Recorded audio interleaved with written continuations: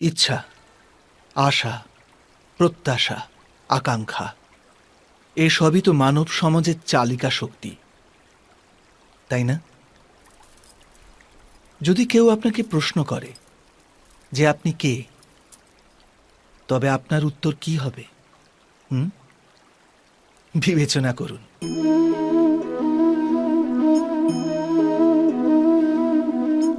আপনি তখন বুঝতে পারবেন যে আপনার ইচ্ছাই আপনার জীবনের ব্যাখ্যা।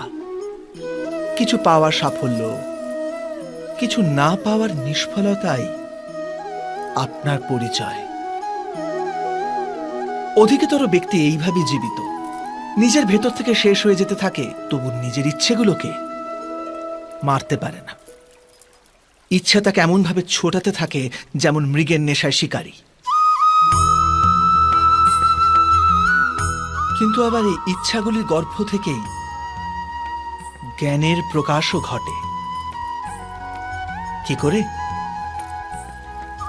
যখন ইচ্ছা অপূর্ণ থেকে যায়, আশা ভেঙে যায়, তখন সেখান থেকে জ্ঞানের কিরণ প্রবেশ করে মানুষের হৃদয়ে। না, এই গাথা শুধু ইচ্ছাদের পরস্পর সংঘর্ষের নয়, নয় মহতাকাঙ্ক্ষা থেকে জন্ম নেওয়া ভয়াবহ রক্তপাতের। এই গাথা হল ইচ্ছার গর্ভ থেকে উৎসারিত হওয়া জ্ঞানের।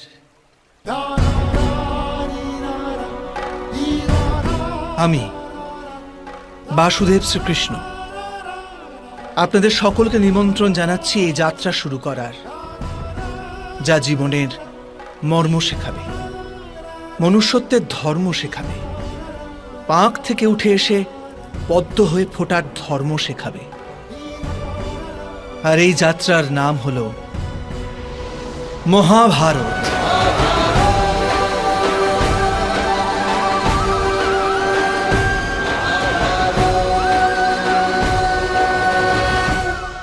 সন্তানের ভবিষ্যৎ সুখে ভরি তোলার চেষ্টা, এই তো প্রত্যেক মাতা পিতার প্রথম কর্তব্য। যাদের আপনি এই সংসারে এনেছেন, যাদের কর্মের দ্বারা এই জগৎ আপনারও পরিচয় পাবে ভবিষ্যতে, তাদের ভবিষ্যৎ সুখদায়ক করার চেষ্টার চেয়ে অধিক গুরুত্বপূর্ণ আর কী বা হতে পারে? কিন্তু সুখ আর সুরক্ষা এসব কি মানুষের কর্ম থেকেই প্রাপ্ত হয় না?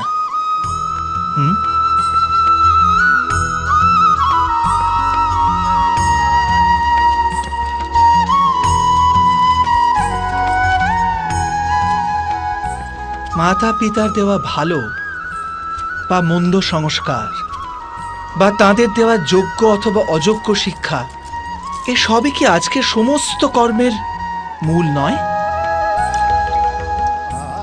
সংস্কার আর শিক্ষার থেকে তৈরি হয় মানুষের চরিত্র।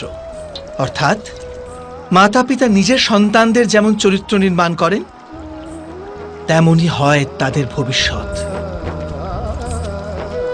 কিন্তু তবু অধিকতর মাতা পিতা নিজেদের সন্তানের ভবিষ্যৎ সুরক্ষিত করার চিন্তায় তাদের চরিত্র নির্মাণের কার্যের কথা ভুলেই যান।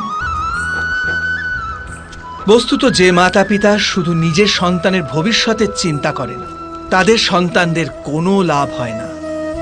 কিন্তু যে মাতা পিতা নিজের সন্তানের ভবিষ্যৎ নয়, তার চরিত্রের নির্মাণ করেন, সেই সন্তানের প্রশস্তি বিশ্ব সংসার করে। ভবিষ্যতের দ্বিতীয় নাম সংঘর্ষ। হৃদয়ে আজ যদি কোনো ইচ্ছা জাগে, যদি তা পূর্ণ না হয়, তবে হৃদয় ভবিষ্যতের পরিকল্পনা করে। ভবিষ্যতে ইচ্ছা পূর্ণ হবে এমন কল্পনা করতে থাকে। কিন্তু জীবন না লুকিয়ে আছে ভবিষ্যতে, না আছে অতীতে। জীবনের হদিশ তো আছে এই ক্ষণে, অর্থাৎ এই মুহূর্তের অনুভবেই রয়েছে জীবনের অনুভব। কিন্তু আমরা সব জেনে বুঝেও এটুকু সত্য মেনে নিতে পারি না। হয় আমরা পুরনো স্মৃতি দিয়ে নিজেদের ঘিরে বসে থাকি, অথবা আগামী সময়ের জন্য পরিকল্পনা করতে থাকি। আর জীবন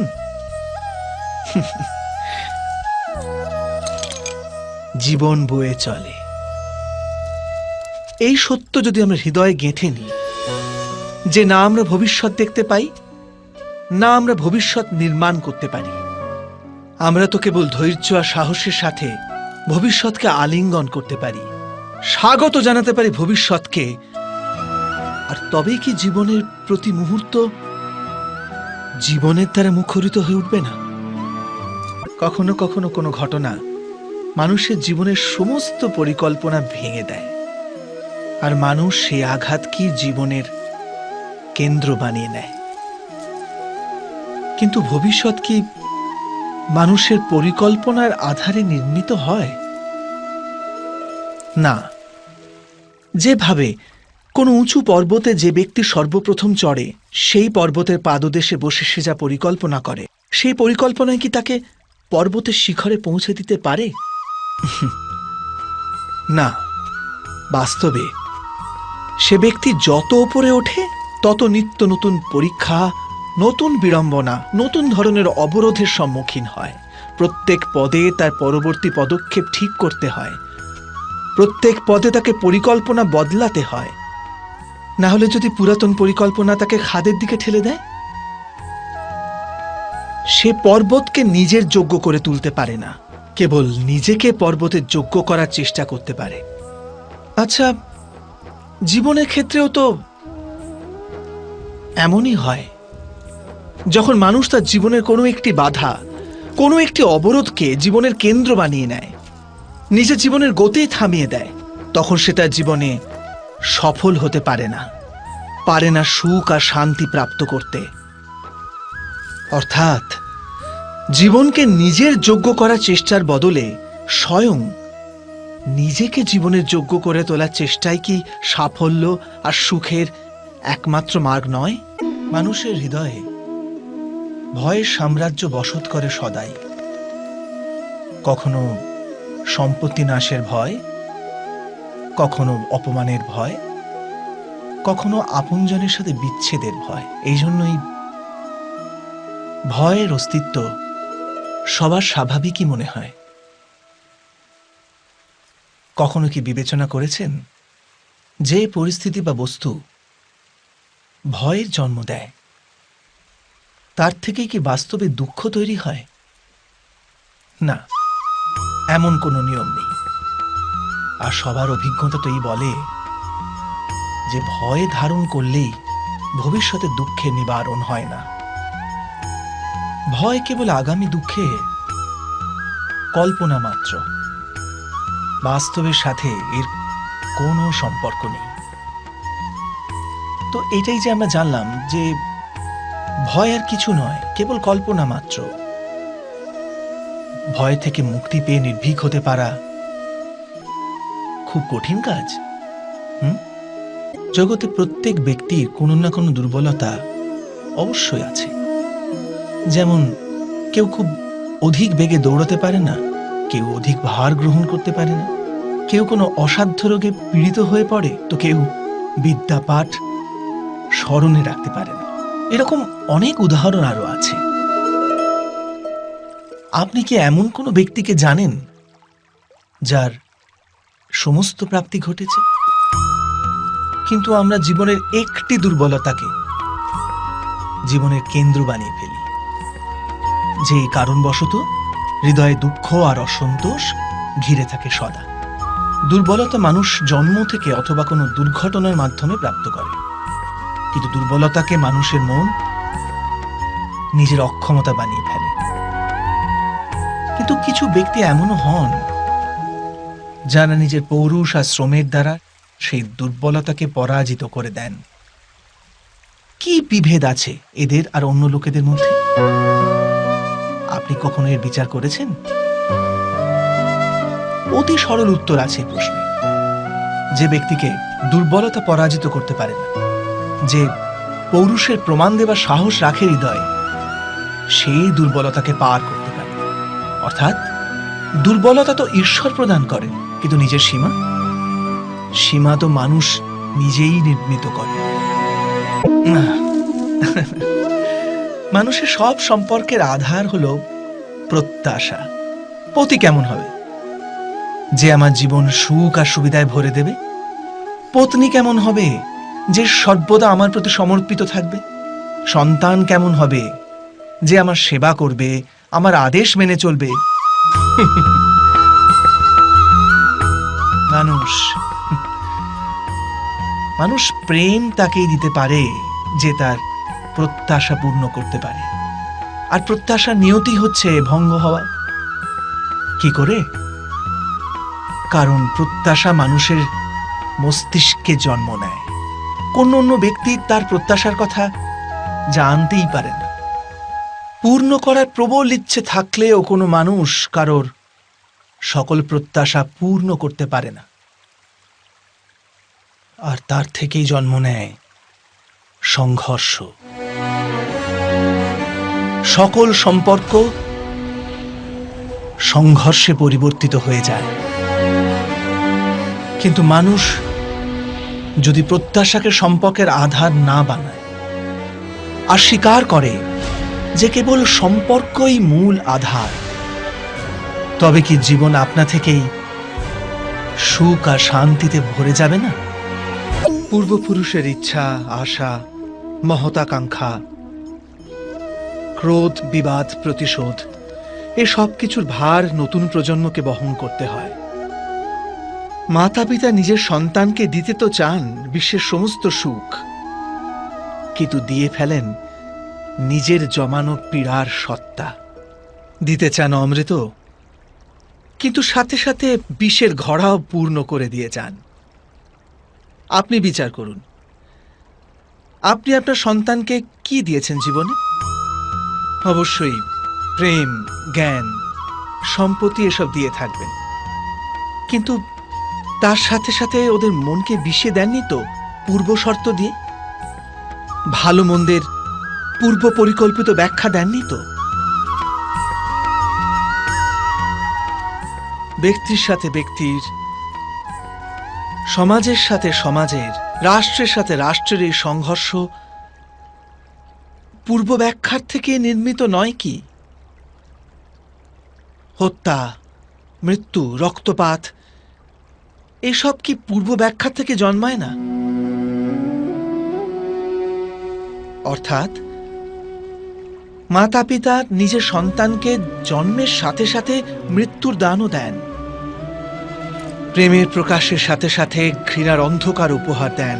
আর অন্ধকার মনের হোক, হৃদয়ের হোক বা বাস্তবিক হোক, তার থেকে কেবল ভয়ের উৎপত্তি হয়, কেবল ভয়।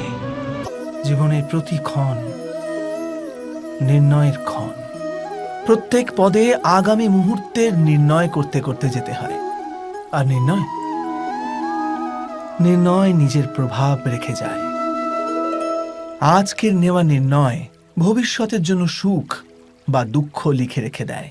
না কেবল নিজের জন্য, নিজের পরিবারের জন্যেও, আগামী প্রজন্মের জন্য বটে। যখন কোনো সংশয় সামনে এসে দাঁড়ায়, মন ব্যাকুল হয়ে যায়, অনিশ্চয়তায় ভরে যায়। নির্ণয়ের সেই ক্ষণ এক যুদ্ধে পরিণত হয় আর মন হয়ে ওঠে যুদ্ধভূমি। অধিকাংশ নির্ণয় আমরা সংশয় থেকে বার হওয়ার জন্য নিই না, কেবল মনকে শান্ত করার জন্য নিয়ে থাকি।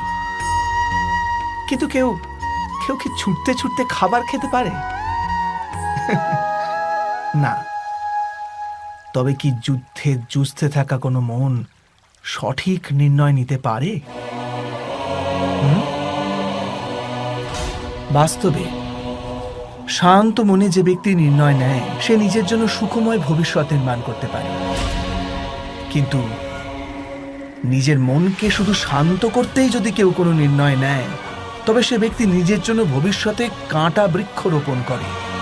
সময়ের প্রারম্ভ থেকে মানুষকে একটি প্রশ্ন সদাই পীড়া দেয়, যে তারা নিজের সম্পর্কগুলিতে অধিকতম সুখ আর ন্যূনতম দুঃখ কিভাবে লাভ করতে পারে।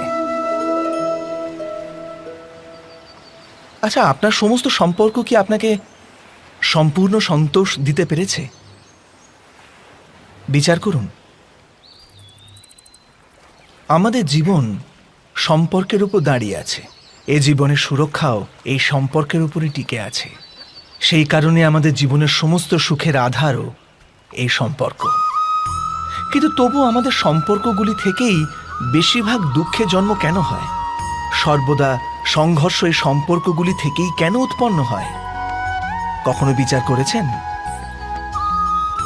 যখন কোনো ব্যক্তি অন্য ব্যক্তির চিন্তাধারা বা কাজকে স্বীকার করে না, তার ভেতরে কোনো পরিবর্তন আনার প্রচেষ্টা করে, তখন সংঘর্ষের জন্ম হয়। অর্থাৎ যত অধিক অস্বীকার তত অধিক সংঘর্ষ, আর যত অধিক গ্রহণ ক্ষমতা ততই অধিক সুখ। এটা বাস্তব নয়? যদি মানুষ স্বয়ং নিজের প্রত্যাশার উপরে অঙ্কুশ টানে, নিজের বিচারধারাকে পাল্টায়, কোনো অন্য ব্যক্তিকে পাল্টানোর প্রচেষ্টা না করে স্বয়ং নিজের ভিতরেই পরিবর্তন আনার প্রয়াস করতে থাকে, তবে কি সম্পর্কতে সন্তোষ লাভ করা খুব কঠিন হবে?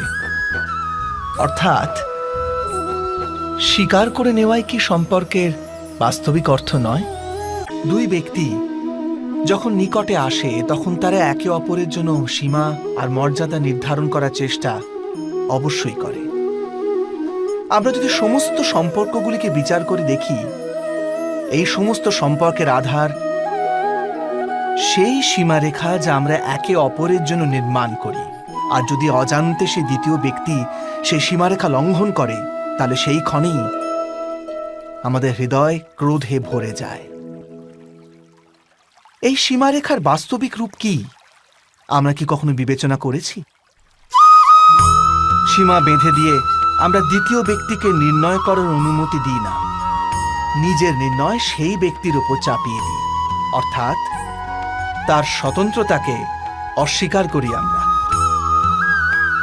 আর যখন স্বতন্ত্রতাকে অস্বীকার করা হয় তখন তার হৃদয় দুঃখে ভরে যায়। আর যখন সে সীমারেখা লঙ্ঘন করে তখন আমাদের হৃদয় ক্রোধে ভরে যায়। এমনটাই হয় নাকি?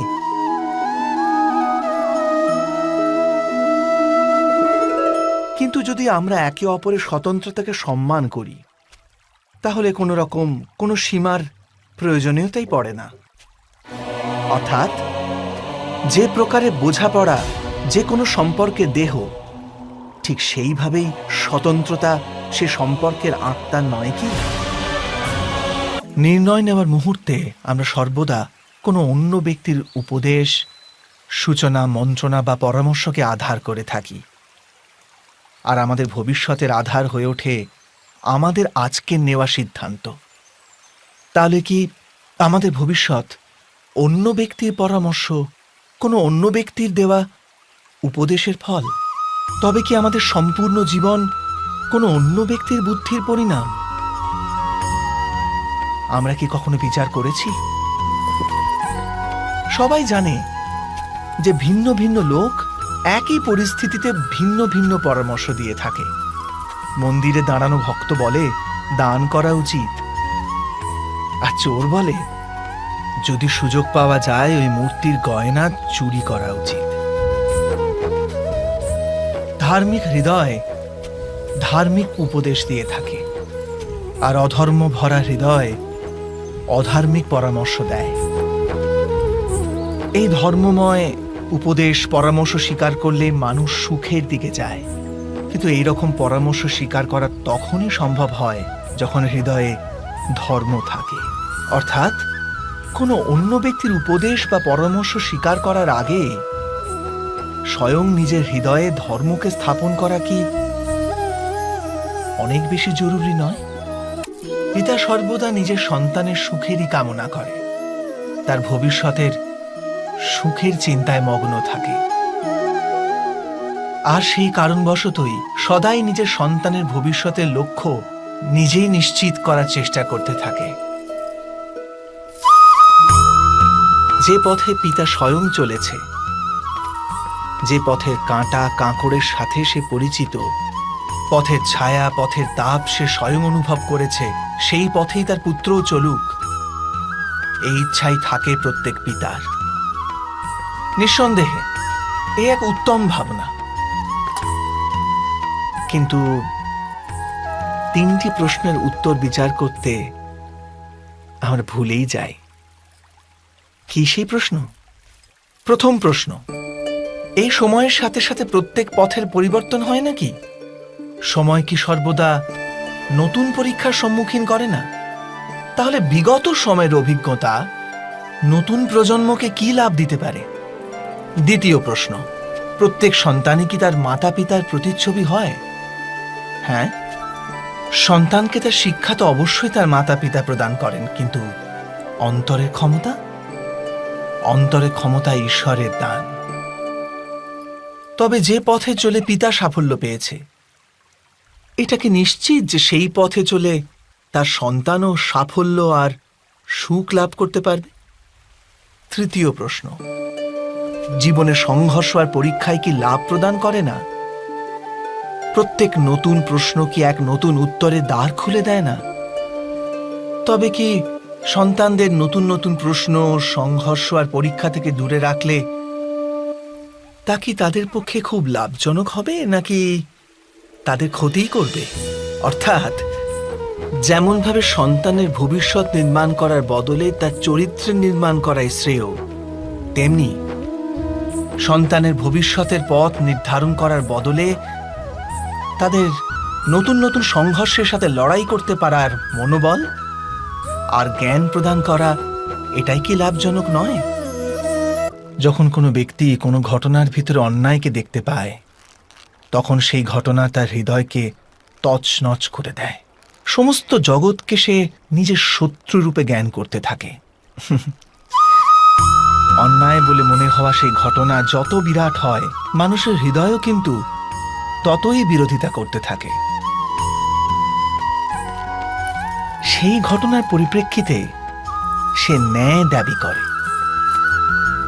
আর এটা তো যোগ্য কথা। বাস্তবিক সংসারে যে কোনো রকমের অন্যায় ব্যক্তির আস্থা আর বিশ্বাসের বিনাশ করে। কিন্তু এই ন্যায় কাকে বলে? ন্যায়ের অর্থ কি? অন্যায় যে করেছে সে যদি অনুতপ্ত হয়, আর যার উপর অন্যায় হয়েছে তার মনে যদি আবার বিশ্বাস জাগে সমাজের প্রতি, তাকেই তো ন্যায় বলে। কিন্তু যার হৃদয়ে ধৈর্যের স্থান নেই, সে ন্যায়ের পথ ছেড়ে দ্বন্দ্ব আর প্রতিশোধের পথ বেছে নেয়। হিংসার বদলে প্রতিহিংসার ভাবনা নিয়ে সে এগিয়ে যায়। স্বয়ং যা পীড়া ভোগ করেছে তার চেয়ে অধিক পীড়া অপরকে দেবার প্রয়াস করে। আর এই পথে চলতে গিয়ে অন্যায় যার উপর হয়েছে সেই স্বয়ং অন্যায় করে ফেলে। শীঘ্র সে অপরাধী হয়ে যায়। অর্থাৎ ন্যায় আর প্রতিশোধের মধ্যে খুব ক্ষুদ্র ফারাক থাকে, আর সেই ফারাকের নামই হল ধর্ম। এটা কি সত্য নয়? সবার জীবনে এমন মুহূর্ত অবশ্যই আসে যখন সত্য বলার নিশ্চয়তা থাকে হৃদয়ে, কিন্তু মুখ থেকে সত্যটা বেরোতেই পারে না। কোনো ভয় মনকে এমনই ঘিরে রাখে। কোনো ঘটনা বা প্রসঙ্গ সম্পর্কে কথা বলা, অথবা নিজের কোনো ভুল হয়ে গেলে সেই সম্বন্ধে কথা বলা, এটাই কি সত্য কথা বলা?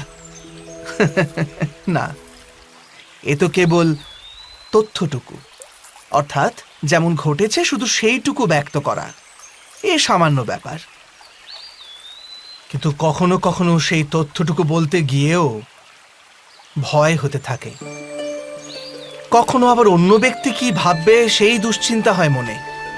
অন্য কারো দুঃখ হবে এই ভয়টাও সত্যকে আটকায়।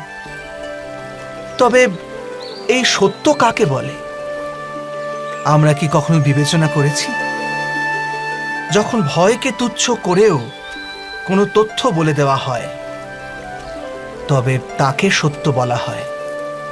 বাস্তবে সত্য আর কিছুই না, কেবল নির্ভীকতারই অপর নাম।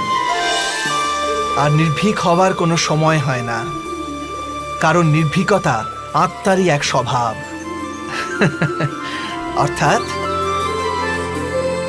অর্থাৎ জীবনের প্রত্যেকটি ক্ষণই সত্য বলার ক্ষণ নয় কি? যখন কারো আশা ইচ্ছা ভঙ্গ হয়ে যায়, তখন তার হৃদয় ক্রোধে ভরে ওঠে। যে ব্যক্তিকে সে নিজের অপরাধী মনে করে তাকে দণ্ড দেবার প্রচেষ্টা করে। কিন্তু আমাদের ইচ্ছা বা আশা ভঙ্গ হওয়া সর্বদাই কি কারো অপরাধে হয়? ইচ্ছা অপূর্ণ থাকার তো অনেক কারণ হতে পারে। কিছু ইচ্ছা দৈবের কারণে ভঙ্গ হয়, আর কিছু নিয়তির জন্য, আর কখনো কখনো ইচ্ছা স্বরূপই এমন হয় যে তা কখনো পূর্ণ হতে পারে না। বিনা পরিস্থিতি বিচার করেই কাউকে অপরাধী মেনে নেওয়া ন্যায় নয়। প্রতিশোধ, ন্যায়ের আধার তো দয়া, করুণা, আর প্রতিশোধের আধার ক্রোধ, অহংকার। অর্থাৎ হৃদয়ে করুণা ধারণ না করে কারোর অপরাধের বিচার বিবেচনা করা ও কাউকে দণ্ড দেওয়াটা আরো বড় অন্যায় নয় কি? সংকেত বা পূর্বাভাসের উপর নির্ভর করে আমরা ভবিষ্যতের সুখ দুঃখের কল্পনা করি। ভবিষ্যতের দুঃখের কারণ দূর করার জন্য আমরা আজ পরিকল্পনা করি। কিন্তু কালকের সংকটকে আজ নির্মূল করার চেষ্টা করলে আমরা লাভবান হই নাকি আমরা ক্ষতিগ্রস্ত হই? এই প্রশ্ন নিজেদের করি না। সত্য তো এটাই যে সংকট আর তার নিবারণ একসাথেই জন্ম নেয়, ব্যক্তির খাতিরে আবার সৃষ্টিরও খাতিরে, তাই না? আপনি আপনার ভূতকালের কথা স্মরণ করুন, ইতিহাসকে দেখে নিন। আপনি তখনই উপলব্ধি করবেন যে যখন যখন সংকট এসেছে তখন তখন তাকে নিবারণ করার শক্তিরও জন্ম হয়েছে। এটাই তো জগতের নিয়ম। অর্থাৎ সংকটই শক্তির জন্মের কারণ। প্রত্যেক ব্যক্তি যখন সংকট থেকে বেরিয়ে আসে তখন সে এক পদ আগে এগিয়ে যায়, অধিক উজ্জ্বলতা, অধিক আত্মবিশ্বাস লাভ করে, না কেবল নিজের জন্য, সমগ্র বিশ্বের জন্য বটে। এটা কি সত্য নয়?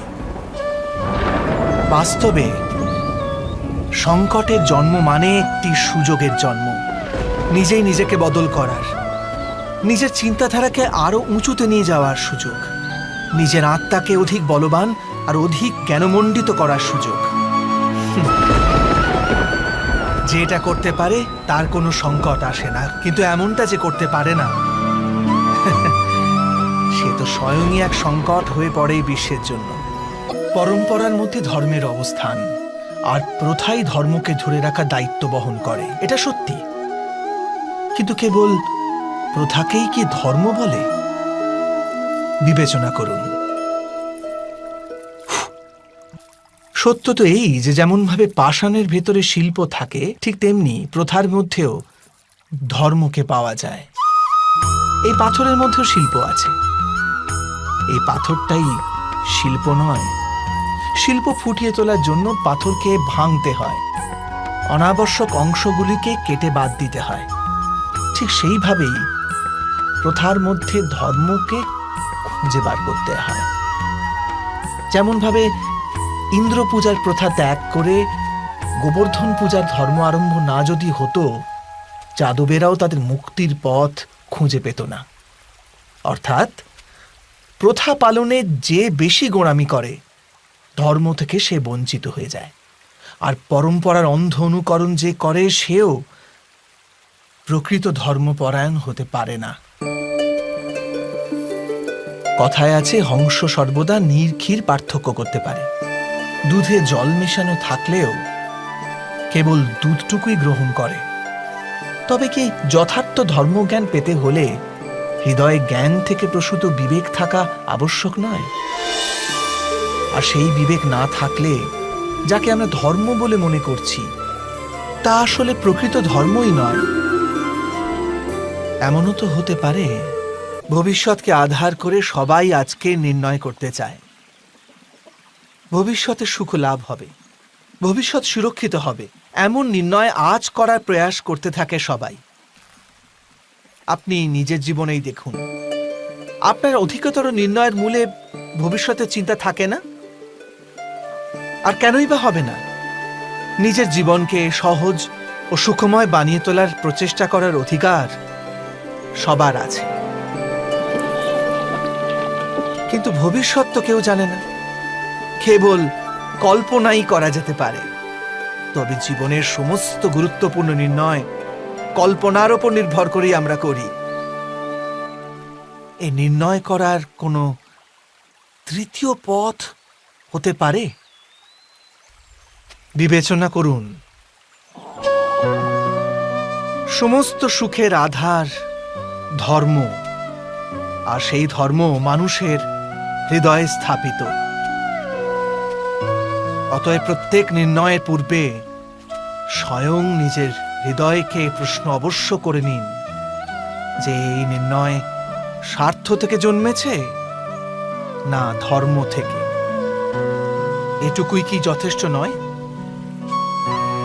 ভবিষ্যতের বদলে ধর্মের বিচার করলে কি ভবিষ্যৎ অধিক সুখময় হয়ে উঠবে না? মানুষ যখন তার অপরাধের দণ্ড ভোগ করে তখন হতে পারে সেই ন্যায় বিচারে তার মনে কষ্ট হয়।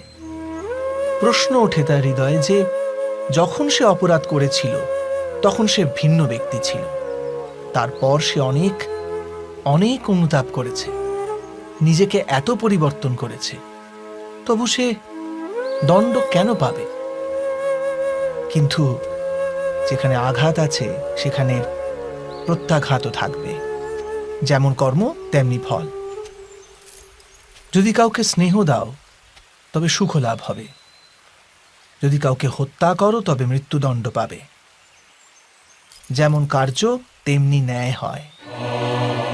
তবে কি প্রায়শ্চিত্ত বা অনুতাপের কোনো মূল্য নেই? আছে, অবশ্যই মূল্য আছে। প্রায়শ্চিত্ত অনুতাপ মানুষকে অন্তর থেকে বলবান করে তোলে, আসন্ন শাস্তিকে গ্রহণ করার জন্য মানুষকে প্রস্তুত করে। অর্থাৎ প্রায়শ্চিত্ত না করে দণ্ড স্বীকার করার কোনো মূল্য আছে? যখন নিজের কোনো ভালো কাজের বদলে দুঃখ লাভ হয়, অথবা কেউ দুষ্কর্ম করেও সুখ লাভ করে, তখন মন অবশ্যই এটা ভাবতে বসে যে তাহলে ভালো কর্ম করার, ধর্মের পথে চলার তাৎপর্যটা কি? কিন্তু দুরাত্মাকে কি ভোগ করতে হয় সেটাও দেখুন। দুষ্কর্ম যে করে তার হৃদয় সর্বদা চঞ্চল থাকে, ব্যাকুল হতে থাকে। মনে সর্বদা নতুন নতুন সংঘর্ষ উৎপন্ন হয়। অবিশ্বাস তাকে সারা জীবন ছোটাতে থাকে। একে কি সুখ বলে? যে ব্যক্তি ধর্মের পথে চলে, সর্বদা সুকর্মে রত থাকে, সৎ চরিত্র ব্যক্তির হৃদয় সর্বদা শান্ত থাকে। পরিস্থিতি তার জীবনে সুখের পথে বাধা হয়ে দাঁড়ায় না। সমাজে তার সম্মান ও মনে সন্তোষ অক্ষত থাকে সর্বদা। অর্থাৎ ভালো ব্যবহার ভবিষ্যতের সুখের পথ দেখায় না, ভালো ব্যবহার নিজেই সুখ দেয়। অথবা দুর্ব্যবহার ভবিষ্যতে দুঃখের পথ দেখায় না, অধর্ম সেই মুহূর্তে দুঃখকে উৎপন্ন করে। ধর্ম থেকে সুখ পাওয়া যায় না, ধর্মই স্বয়ং সুখ। মানুষের জীবনের চালক হল ভয়। মানুষ সর্বদা ভয়ের কারণ ঠিক খুঁজে নেয়। জীবনে যে পথ আমরা বেছে নিই, সেই বেছে নেওয়ার পিছনেও আমাদের ভয়ই কাজ করে। কিন্তু এই ভয় কি বাস্তবিক? বিবেচনা করুন।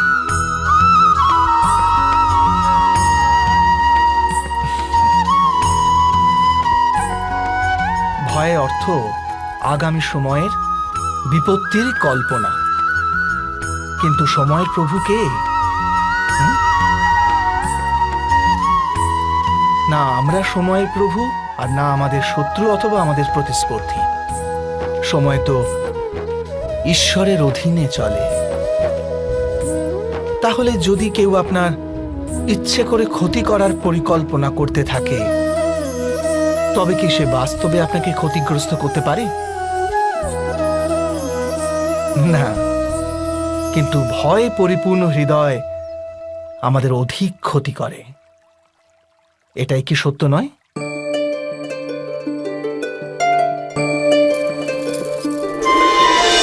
বিপত্তির সময় ভয়ভীত হৃদয় যথার্থ নির্ণয় করে না, অতএব বিপত্তিকে অধিক পীড়াদায়ক বানিয়ে তোলে। কিন্তু বিশ্বাসে পরিপূর্ণ হৃদয় বিপত্তির মুহূর্তকেও সরলভাবে পার করতে পারে। অর্থাৎ যে কারণে মানুষ হৃদয়ে ভয়কে স্থান দিয়ে থাকে, ভয় ঠিক তার বিপরীত কার্য করে। এটাই কি সত্য নয়? জীবনে আসন্ন সংকটের সম্মুখীন হওয়ার জন্য মানুষ যখন নিজেকে অযোগ্য মনে করে, যখন তার নিজের শক্তির উপর বিশ্বাস থাকে না, তখন সে সদ্গুণ ত্যাগ করে দুর্গুণ আপন করে নেয়। সম্ভবত মানুষের জীবনের কলুষ বৃত্তি তখনই জন্ম নেয় যখন তার অন্তরে আত্মবিশ্বাস থাকে না। আত্মবিশ্বাসই শিষ্টের ধারণ করে। এই আত্মবিশ্বাস কাকে বলে?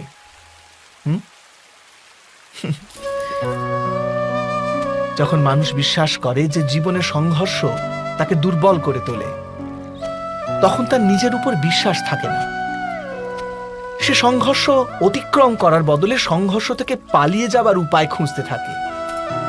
কিন্তু যখন সে বুঝতে পারে যে এই সংঘর্ষ তাকে অধিক শক্তিশালী করে তোলে, ঠিক যেমন ব্যায়াম করলে দেহের শক্তি বৃদ্ধি পায়, তখন প্রত্যেক সংঘর্ষের সাথে তার উৎসাহ বৃদ্ধি পায়। অর্থাৎ আত্মবিশ্বাস আর কিছুই নয়, মনেরই এক স্থিতি, জীবনকে দেখার এক দৃষ্টিকোণ মাত্র। আর দৃষ্টিকোণ তো মানুষের নিজেরই অধীনে থাকে, তাই না? ক্ষমতার লালসা সবারই হৃদয়কে ঘিরে থাকে।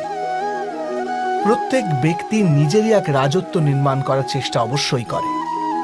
সেই রাষ্ট্র পুরো রাষ্ট্রের মতো অত বৃহৎ হোক অথবা নিজের পরিবারই হোক, সে ক্ষমতা লাভ করার প্রয়াস অবশ্য করে। কিন্তু ক্ষমতার বাস্তবিক রূপ কি আমরা কি কখনো বিবেচনা করেছি?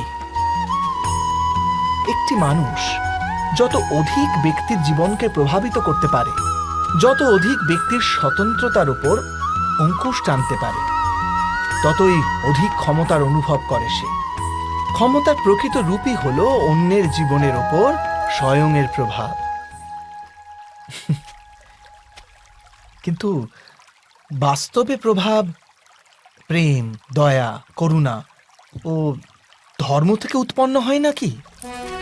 যখনই মানুষ কঠোরতা আর অধর্মের মাধ্যমে ক্ষমতা প্রাপ্ত করার প্রয়াস করে, তখনই সে অন্যের হৃদয়ে বিরোধিতা অথবা বিদ্রোহের জন্ম দেয়। আর পরিণাম অনেকটা এই রকম। হ্যাঁ, কিছু সময়ের জন্য সে নিজের প্রভাব ও শক্তির বিকাশ অবশ্য অনুভব করে, কিন্তু তা বাস্তবিক ক্ষমতা নয়। এই কারণে ভৃগু আর বশিষ্ঠের মতো ঋষিদের আজও পূজা করা হয়, রাবণ বা হিরণ্যকশিপুদের নয়। একটি শিশু যখন এই পৃথিবীতে জন্ম নেয়, তখন সে সম্পূর্ণভাবে সংস্কার মুক্ত হয়। তখন তার অন্তরে না কোনো সুসংস্কারের চিহ্ন অঙ্কিত থাকে, না কোনো অপসংস্কারের। অর্থাৎ জন্মের সময় বালকের মধ্যে না কোনো গুণ থাকে, না কোনো দোষ। তবে এই দোষ অথবা গুণ কিসের ভিত্তিতে লাভ হয় আমরা কি কখনো ভেবে দেখেছি? যে কথা মাতা পিতার মুখে নিরন্তর শোনা যায়, সেসব কথাই তাদের সন্তানের হৃদয়ে সংস্কারের রূপ নেয়। যেমন কোনো গ্রামে নদীর তট অব্দি একটা আলপথ আপনি নির্মিত হয় কেবল সেই পথে বারবার চলার দরুন। অর্থাৎ মাতা পিতার হৃদয়ের ইচ্ছাই তাদের সন্তানের হৃদয়ে দোষ অথবা গুণ হয়ে জন্ম নেয়। এটাই কি সত্য নয়? কিন্তু তবু যখন তাদের সন্তানের মধ্যে কোনো দোষ দেখা যায়, তখন মাতা পিতা আশ্চর্য ও দুঃখিত হয়ে পড়েন। মাতা পিতা হৃদয়ে এই প্রশ্নই করে যে তাদের সন্তানের মধ্যে এই অপসংস্কার এলো কেমন করে? সত্য তো এটাই যে মাতা পিতা নিজের সন্তানের মনে অজান্তেই অপসংস্কারে বীজ রোপণ করেন, যা তাদের সন্তানের হৃদয় ভূমিতে কুশিক্ষার বৃক্ষ হয়ে মাথা তোলে। অর্থাৎ নিজের সন্তানদের সুসংস্কার আর ধর্মপরায়ণ করে তোলার আশা রাখে যে মাতা পিতা, তাদের সর্বপ্রথম তাদের নিজের হৃদয়ের ইচ্ছার উপর নিয়ন্ত্রণ রাখাটা অনিবার্য নয় কি? জ্ঞান প্রাপ্তি সর্বদা সমর্পণের মাধ্যমেই হয়, এ আমরা সকলেই জানি। কিন্তু সমর্পণের বাস্তবিক গুরুত্ব কি আমরা কি কখনো বিবেচনা করেছি? মানুষের মন সর্বদা জ্ঞান প্রাপ্তির পথে নানান বাধা সৃষ্টি করে। কখনো কোনো অন্য বিদ্যার্থীর প্রতি ঈর্ষা জন্মায়, কখনো গুরুর শেখানো পাঠের উপর সন্দেহ উৎপন্ন হয়, আবার কখনো গুরুর দেওয়া কোনো কোনো শাস্তি মনকে অহংকারে ভরিয়ে তোলে। তাই নয় কি? কি এমনটাই হয় না? নানান সময় নানান রকম চিন্তা মনকে ব্যাকুল করে তোলে, আর মনের এমন অশান্ত স্থিতির কারণে আমরা জ্ঞান লাভ করতে পারি না। মনের সঠিক স্থিতি কেবল সমর্পণ থেকেই লাভ হয়। সমর্পণ মানুষের অহংকারকে নাশ করে, ঈর্ষা উচ্চাকাঙ্ক্ষা ইত্যাদি হীন ভাবনাকে দূর করে হৃদয়কে শান্ত করে আর মনকে একাগ্র করে। বাস্তবে ঈশ্বরের সৃষ্টিতে না জ্ঞানের অভাব আছে, না জ্ঞানী ব্যক্তি। গুরু দত্তাত্রেয় তো গাভী আর ষণ্ডদের থেকেও জ্ঞান লাভ করেছিলেন। অর্থাৎ বিষয় ব্রহ্মজ্ঞানের হোক অথবা জীবনের জ্ঞানের অথবা গুরুকুলে লাভ করা জ্ঞানের, তা অর্জন করার জন্য গুরুর চেয়ে অধিক গুরুত্বপূর্ণ সেই গুরুর প্রতি আমাদের সমর্পণ। এটাই কি সত্য নয়? একই গুরুর কাছে শিক্ষা লাভ করা সকল শিষ্য এক সমান বিদ্যা লাভ করতে পারে না। সকল শিষ্যকে গুরুর বচন শুনতে দেখা যায় ঠিকই, তাকে পূজা করতেও দেখা যায়, কিন্তু তারা সমান বিদ্যা লাভ করতে পারে না। কখনো ভেবে দেখেছেন কেন এমন হয়? সত্য তো এটাই যে বিদ্যা লাভে অসমর্থ শিষ্য সমর্পণের ভান তো করে, কিন্তু সমর্পণের বাস্তবিক অর্থ বুঝতেই পারে না। গুরুর চরণে ফুল নিবেদন করলে অথবা গুরুর আদেশ শুধু পালন করলে কি সমর্পণ প্রমাণ করা যায়? না। সমর্পণ তো যথার্থ হয় তখনই যখন গুরুর প্রতি মনে কোনো সন্দেহ না থাকে।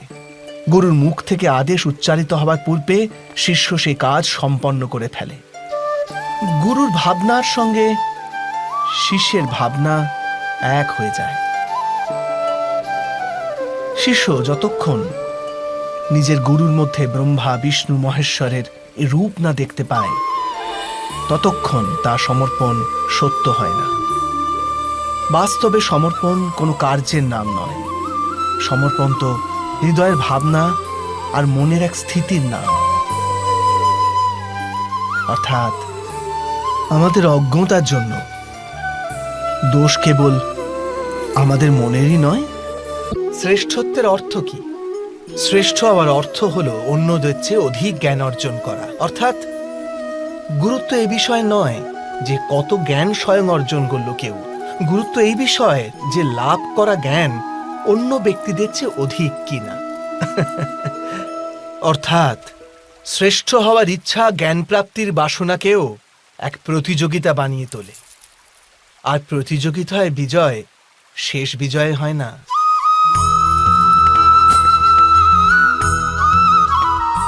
কিছু সময়ের জন্য শ্রেষ্ঠ অবশ্যই হওয়া যায়, কিন্তু সর্বদা কেউ কখনো শ্রেষ্ঠ থাকতে পারে না।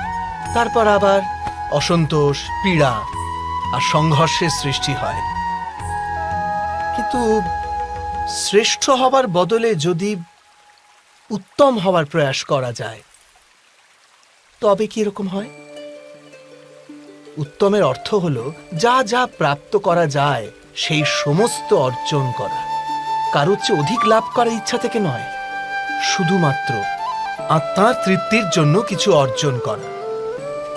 উত্তম হবার পথে অন্য কারোর সঙ্গে প্রতিযোগিতা থাকে না, স্বয়ং নিজের সঙ্গে প্রতিযোগিতা হয়।